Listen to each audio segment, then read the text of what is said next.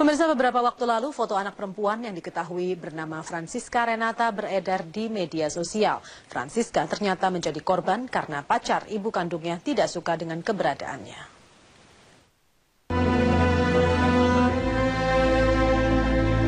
Usia Francisca Renata masih terlalu belia, namun ia harus berpisah dengan ibu kandungnya, Darsem alias Sisi. Bayi Francisca dan uang Rp200.000 diberikan kepada seorang pedagang kaki lima di kawasan Jakarta Utara oleh Tigor, pacar ibunya pada hari Minggu lalu. Tigor kesal lantaran keberadaan Francisca dianggap sebagai penghalang hubungannya dengan Sisi. Pedagang tersebut akhirnya menyerahkan Francisca ke Polsek Pademangan, Jakarta Utara karena tak mengetahui siapa orang tua anak ini. Berita penemuan bayi cantik ini juga sempat menyebar di media sosial. Hingga akhirnya ada pihak yang mengaku keluarga dan kemudian mendatangi Polsek Pademangan pada hari kemarin. Francisca dan Sisi kini masih tinggal di Panti Asuhan Dinas Sosial Bambu Apus Cipayung, Jakarta Timur, hingga hasil pemeriksaan DNA keluar. Sementara itu, polisi menetapkan Tigor sebagai tersangka dan dikenakan pasal berlapis, yakni pasal 305 KUHP dan pasal 77 tentang perlindungan anak dengan ancaman hukuman maksimal 7 tahun penjara. Francisca menjadi korban permasalahan orang tua. Bayi yang seharusnya mendapat kasih sayang dan perlindungan orang tua dan keluarga justru dibuang karena dianggap menuai masalah. Dari Jakarta, Muhammad Rian, Stephen, Metro TV. Anak-anak yang tak berdosa terus menjadi korban para orang tua yang tidak bertanggung jawab. Untuk membahas lebih lanjut tentang permasalahan ini telah hadir Bapak Muhammad Ihsan dari Komisi Perlindungan Anak Indonesia. Dan Anda juga dapat berpartisipasi langsung melalui nomor telepon 021583022. Mas Ihsan, selamat malam. Selamat malam, Mbak. Kita lihat banyak sekali kasus-kasus penganiayaan terhadap anak ataupun penelantaran anak. Apa sih yang sebetulnya terjadi? Apa yang salah dengan orang tuanya? Ya, jadi kalau kita kembali kepada akar masalah, sebetulnya yang pertama yang harus disiapkan itu adalah pranikah. Bagaimana sistem pranikah itu betul-betul memastikan orang tua menjadi orang tua yang benar. Nah, menjadi orang tua yang benar itu banyak indikatornya. Yang pertama, persiapan dia secara psikis untuk menjadi ibu atau bapak. Yang kedua, kesiapan secara ekonomi, kemudian secara sosial, semuanya. Nah, yang kedua adalah bimbingan ketika untuk keluarga. Nah, ketika pranikah ini disiapkan bagus, tapi pada saat mereka menjalankan rumah tangga tidak disiapkan dengan baik, ini potensi untuk terjadinya masalah juga sangat tinggi sekali. Jadi bisa kita katakan 100% ini salah orang tuanya? Sebetulnya salah sistem lingkungan. Okay. Orang tua itu kan biasanya mereka memasuki rumah tangga itu tidak serta-merta kemudian menjadi orang tua. Ada proses yang harus dilalui. Nah, kebanyakan masalah muncul ketika mereka tidak melewati proses ini. Okay, contoh begini, dalam Kristen itu ada bimbingan pranikah 3 bulan sebelum masuk ke dalam keluarga. Nah, dalam Islam sebetulnya di KUA itu ada kewajiban setiap orang Muslim yang mau menikah itu wajib mendapatkan bimbingan pranikah. Oke, tapi bisa saja orang tua ini sudah mendapatkan bimbingan itu. Tapi prakteknya itu tidak dijalankan. Kalau dalam Islam itu biasanya hanya ceramah menjelang mau akad nikah. Tidak ada bimbingan 3 bulan seperti dalam Kristen seperti itu. Nah, sebetulnya pengetahuan ini itu berpengaruh kepada sikap dan perilaku. Bagaimana kita mungkin dia punya sikap yang baik, dia punya perilaku yang baik pada anaknya, kalau seandainya dia tidak punya pengetahuan yang cukup. Contoh sederhana pengasuhan. Pertanyaannya, apakah semua orang tua tahu bagaimana pengasuhan yang baik? Tidak semua orang tahu. Contoh begini, apa sih kebutuhan anaknya ketika baru lahir, ketika dia menganjak bayi, beranjak balita, itu kan ada pengetahuan yang harus dia dapatkan. Tapi kan begini, Mas, ada bedanya ketika pengetahuan dasar menjadi orang tua gitu ya, misalnya pengetahuan umum dan juga pengetahuan khusus. Contoh misalnya kalau menjadi orang tua itu secara psikologis menghadapi anak sebaiknya satu suara, jangan sampai bapak dan ibu berbeda, itu pengetahuan khusus. Tapi ada yang dasar yang menggunakan akal sehat kan. Minimal anak itu ya jangan ditelantarkan, jangan dianiaya. Ini kan akal sehat, jadi akal sehatnya kemana ya? Ya, jadi gini, kita jangan menjelaskan semua kasus yang muncul di hadapan kita ini mungkin 1-2 dari sekian juta keluarga yang ada saat ini. Kalau kita lihat dari total 232 juta penduduk dan 85 juta anak, itu ada berapa yang menghadapi masalah. Jadi yang menghadapi masalah ini adalah satu hal yang kemudian tidak bisa dihindari, bahwa mereka kemudian tercampak dari sistem yang ada. Artinya ketika sistem itu mengharapkan mereka membangun sebuah keluarga yang baik, pengetahuan baik, kemampuan baik, tapi pada prakteknya mereka tidak punya kemampuan itu, mereka tercampak dari sistem yang ada. Dan anak ini selalu menjadi korban. Ya, kita tidak bisa hindari bahwa ketika orang tua galau, korban pertamanya anak. Karena yang lemah. Karena dia tidak berani, kalau istri tidak berani melawan suaminya, kalau suami biasanya korbannya adalah anak dan istrinya. Jadi anggota yang paling lemah dalam keluarga itu adalah anak. Kenapa kemudian ada anak yang dibuang, di segala macam, itu kadang-kadang si ibu tidak punya keinginan untuk melakukan itu. Tapi karena dia tidak ada pilihan.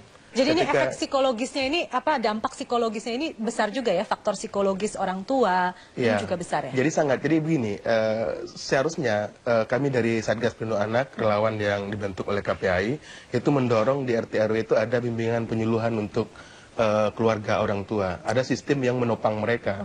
Nah selama itu ini tidak ada. Seberapa pengaruh sih Mas pertanyaan bimbingan gini, dan penyuluhan ini? Ketika ada piring terbang di rumah, ada nggak orang yang berinisiatif datang ke rumah menanyakan ada apa di rumah? Biasanya kita ketemu orang itu di pengadilan ketika perceraian. Jarang orang yang mau masuk. Bagaimana kalau kita bicarakan dulu, kita cari penyelesaian yang baik? Tapi resistensinya ada. Ini kan urusan rumah tangga saya, jangan ikut campur gitu kan? Itu pasti ditemui. Jangan lupa, undang-undang menegaskan bahwa ketika ada terjadi persoalan dalam keluarga, ada anak yang harus dilindungi oleh negara. Nah, ketika anak dilindungi oleh negara, pasal 78 menegaskan bahwa setiap orang yang mengetahui wajib untuk melaporkan. Jadi tidak ada istilah ini masalah keluarga dan saya tidak boleh ikut campur. Itu bertentangan dengan prinsip undang-undang tadi. Itu sudah diatur oleh undang-undang. Nah, cuman memang ini tidak lazim. Seringkali orang memilih untuk diam dan untuk tidak ikut campur. Kita lihat dulu atau kita dengarkan dulu apa kata pemirsa di rumah. Mas Ihsan, ada Ibu Hanimun. Selamat malam, Ibu. Selamat malam, Zelda. Selamat malam, Ibu. Apa pendapat Ibu tentang anak-anak yang selalu menjadi korban? Ya, pendapat saya adalah ini merupakan satu puncak dari gunung es yang saya kira sudah waktunya diperhatikan oleh pemerintahan mendatang. Ya, jadi jangan lagi hanya sekedar ada berita kemudian semua tiba-tiba memperhatikan. Saya kira sudah waktunya ada peraturan-peraturan yang benar-benar memang melindungi perempuan dan anak. Kementerian Perempuan dan Perlindungan Anak sudah tidak bisa lagi hanya berupa kementerian hanya simbolis semata gitu ya. Harus turun ke lapangan gitu ya. Harus dibikin menjadi kementerian yang berfungsi. Jadi kalau perlu jangan menteri negara tetapi kementerian, sehingga segala masalah berkenaan dengan perempuan, dengan anak-anak itu menjadi dilindungi. Dan ada peraturan-peraturan daerah, peraturan pemerintah yang wajib melindungi anak dan perempuan. Itu loh Bu. Karena kalau kita lihat di luar negeri, di Malaysia aja, di Singapura, kalau ada anak terlantar atau diterlantarkan orang tuanya, tetangga berhak melaporkan ke polisi loh. Kok di kita enggak gitu loh, aneh. Malah takut mengganggu rumah tangga orang dan sebagainya. Kemudian istri, kalau dia tidak bekerja jadi ketakutan. Nah ini enggak benar semua. Buat apa ada undang-undang perkawinan, buat apa ada segala macam komisi ini itu. Saya kira komisi itu semua nggak usah ada. Tapi ada kementerian peranan wanita dan yang namanya perlindungan anak. Dan kalau bicara peranan wanita udah nggak perlu bicara gender, tapi benar-benar ini unsur melindungi karena anak itu kan harus dilindungi orang tua dan biasanya hanya ibu yang memperhatikan anak-anaknya. Nah ini harus diberikan, itu ya Bu ya. Baik Ibu Hanimun, terima kasih. Oke, tadi Ibu Hanimun tadi mencontohkan di sejumlah negara berkembang ada yang namanya misalnya child services gitu ya. Kalau misalnya di Amerika Serikat kita ambil contoh di mana warga bisa melaporkan, menelpon ada hal seperti ini terjadi, kemudian diinvestigasi, orang tua diwawancara, anak diwawancara, dan kalau memang betul terjadi anak itu kemudian diambil oleh negara. Ini ada tidak di negara kita? Jadi sebetulnya secara normatif itu aturan ada diatur dalam Undang-Undang 23 2002 tentang perlindungan anak. Tapi dalam undang-undang itu tidak ditegaskan bagaimana mandat diberikan ke masing-masing lembaga. Bukan ke Kementerian Sosial berarti? Contoh begini, ada kasus suatu kali Kementerian Sosial mengambil anak dalam rumah. Karena anak itu ditinggal oleh orang tuanya. Orang tua balik melaporkan Kementerian Sosial ke polisi memasuki rumah tanpa izin. Nah, artinya yang melaporkan orang tua. Akhirnya Kementerian Sosial dikriminalkan karena masuk rumah tanpa izin. Nah, pertanyaannya, sejauh mana mandat diberikan ke Kementerian Sosial untuk bisa mengambil anak dalam rumah? Jadi artinya anak ini tidak hanya korban masalah orang tuanya, tapi juga korban ketidakjelasan undang-undang yang ada. Jadi gini, betul yang dikatakan oleh Bu Hanimun tadi, di banyak negara di Eropa, di Amerika, dan juga yang terdekat di Singapura, Malaysia, itu ada sistem ketika anak tanpa mendamping, itu negara langsung datang. Ya. Nah betul, itu tidak bisa kementerian dalam bentuk koordinasi seperti ini. Harus ada lembaga kementerian yang sifatnya personal, jadi dia betul-betul mampu mengambil. Sekarang udah ada belum? Belum ada. Jadi ada Kementerian Sosial, tapi mandatnya nggak jelas.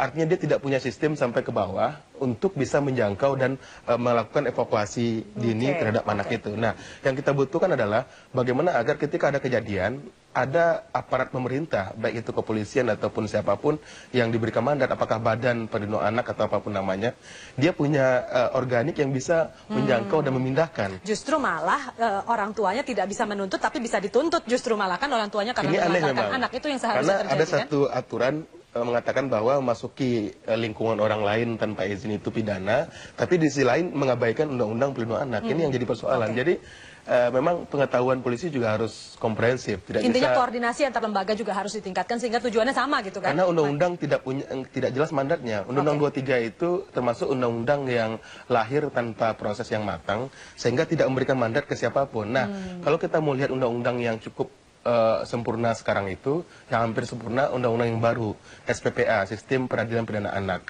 Itu menunjuk kalau Kementerian Sosial tugasnya apa, Kementerian Hukum dan HAM tugasnya apa, kepolisian tugasnya apa. Sudah beres dong berarti ya? Undang-undang yang baru tentang anak yang berhadapan dengan hukum.